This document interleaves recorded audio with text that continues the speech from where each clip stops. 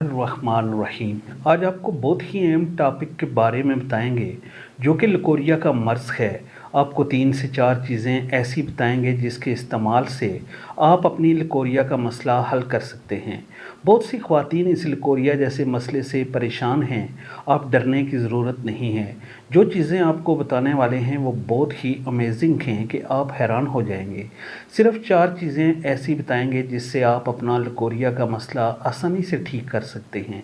ना आपको डॉक्टर के पास जाने की ज़रूरत होगी और ना ही किसी हकीम के पास जाने की ज़रूरत होगी। इस नुस्खे को बनाने के लिए सबसे पहले आपको खुश्क धनिया की ज़रूरत होगी। ये लकोरिया इतनी जल्दी ख़त्म करेगा कि आप सोच कर हैरान रह जाएंगे। आपने क्या करना है, रात को खुश्क धनिए को पानी के अंदर भिगो कर रख देना है।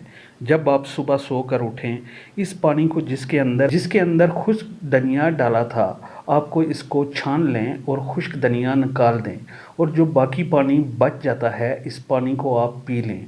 रोज़ाना नहार मुँह 1 गिलास सूखे धनिए का पानी का पीना है। सिर्फ 1 हफ़्ता पीना है। आपको इतना फ़ायदा मिलेगा, इतना फ़ायदा ना हकीम की दवाई देती है और ना ही डॉक्टर की दवाई देती है।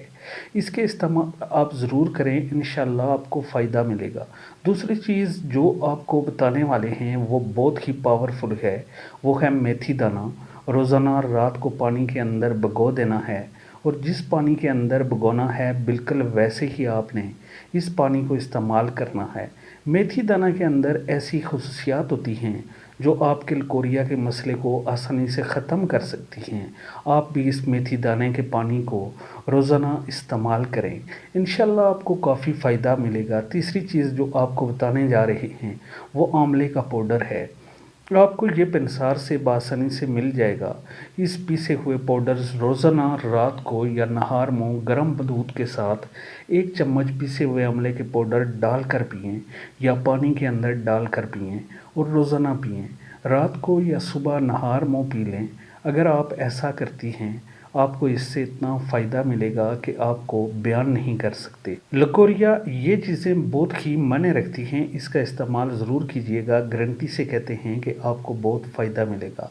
आखिर में आपको जो नुस्खा बताने लगे हैं कि आपने भिंडी तोरी जो घर के अंदर पकाई जाती है, आपने भिंडी तोरी को ले लेना है और इसको काट लें। अब इस भिंडी को पानी के अंदर डाल देना है और उबाल लें। जब पानी का रंग तब्दील हो जाए तो आप इस पानी को रोज़ाना दोपहर के खाने के बाद पिएं। इंशाल्लाह अगर आप ऐसा करेंगे तो आप इसको 1 हफ़्ता, 2 हफ़्ता या 3 हफ़्ता इस्तेमाल करके देखें। गारंटी से कहते हैं कि जिसने भी इस्तेमाल किया है इसको ज़रूर फ़ायदा हासिल हुआ है।